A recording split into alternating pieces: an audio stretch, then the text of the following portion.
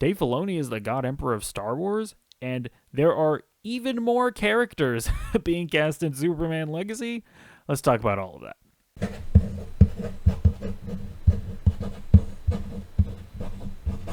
So let's read this Vanity Fair article to get some more information about the Dave Filoni situation.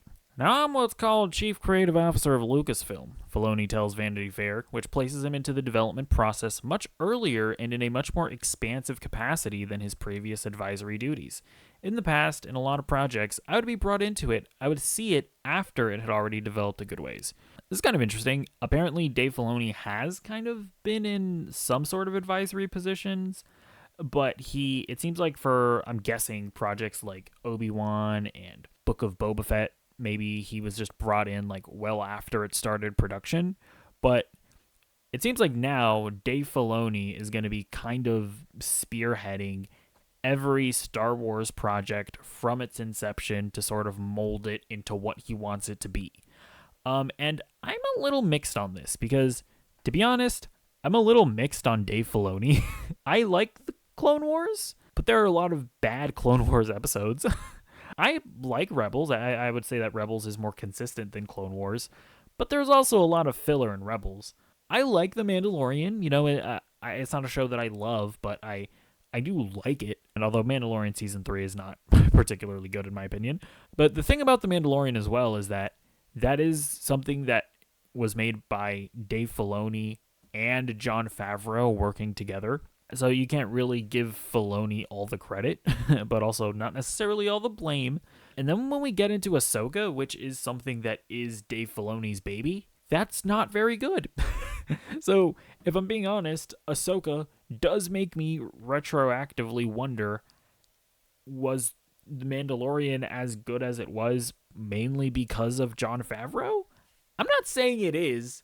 I'm just saying it's something that I wonder. That being said, I do think that there would be some benefit in having like one guy that is sort of guiding Star Wars into a bit of a clearer direction. I mean, especially when it comes to like the movie side of things, like if we end up getting another trilogy of Star Wars movies, yeah, I'd much rather have Dave Filoni make a plan and actually like execute on that plan and have it be consistent throughout a trilogy of Star Wars movie. I would take that rather than what we got with the sequel trilogy, which was every new director coming in and just doing their own thing and just contradicting what the guy did in the previous movie. As mixed as I am on Dave Filoni, I'll take anybody at this point.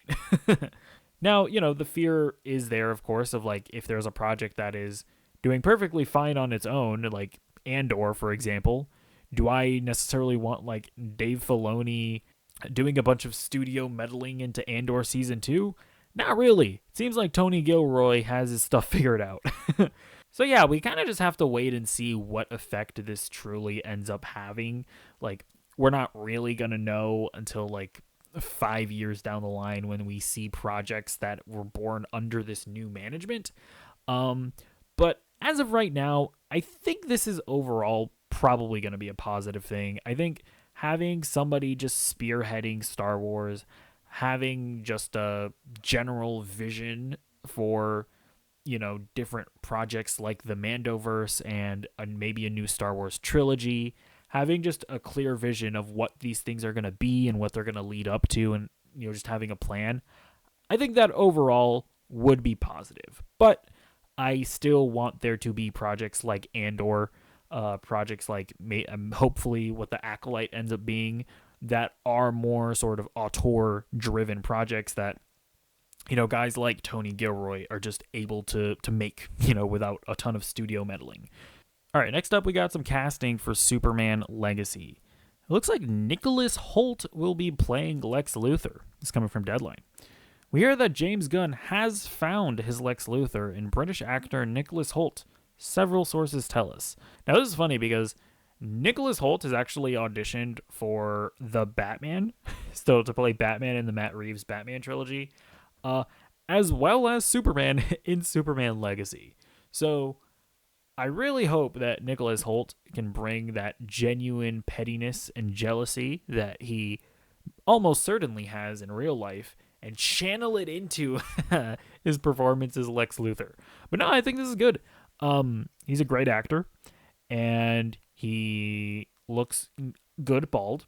I definitely wonder what direction they're gonna go with Lex Luthor. Like, are they gonna go in like the Jesse Eisenberg direction, where he's a bit more of like a Weasley guy, or are they maybe gonna go to like the Lex Luthor that's like super buff and like trying to be like a physical specimen or whatever, so that because he wants to be the protector of the world and blah blah blah blah blah. My guess is that they're probably gonna lean more into the comic book direction.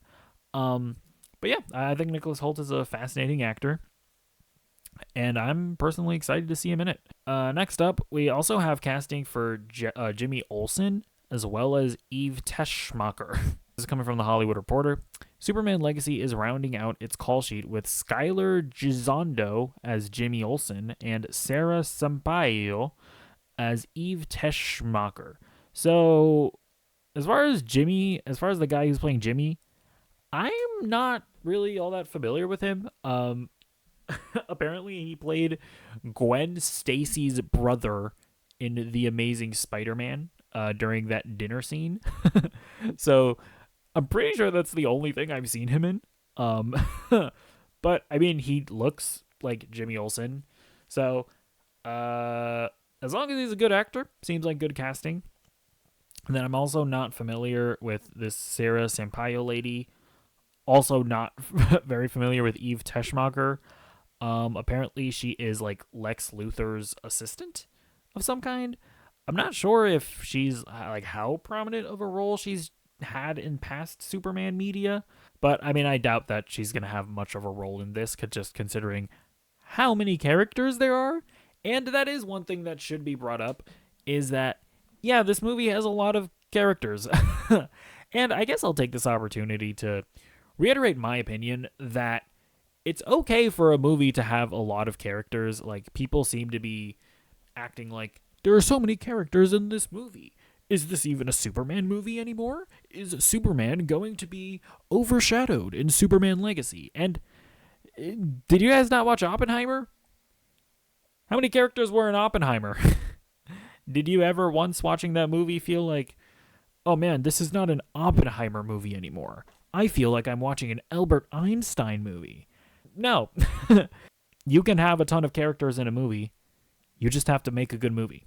Honestly, I'm not too worried about this. You know, I haven't watched a James Gunn movie that I don't like, and his primary strength is in writing great characters and giving characters time to shine in crowded movies.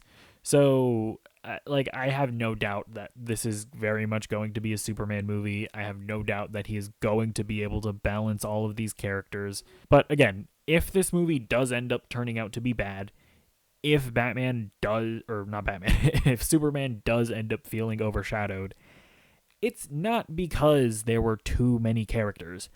It's because James Gunn failed to just effectively execute the film. So, yeah, let me know what you think about any and all of the topics we talked about today, and I will see you. I'll see your cute little ass in the next video. Goodbye.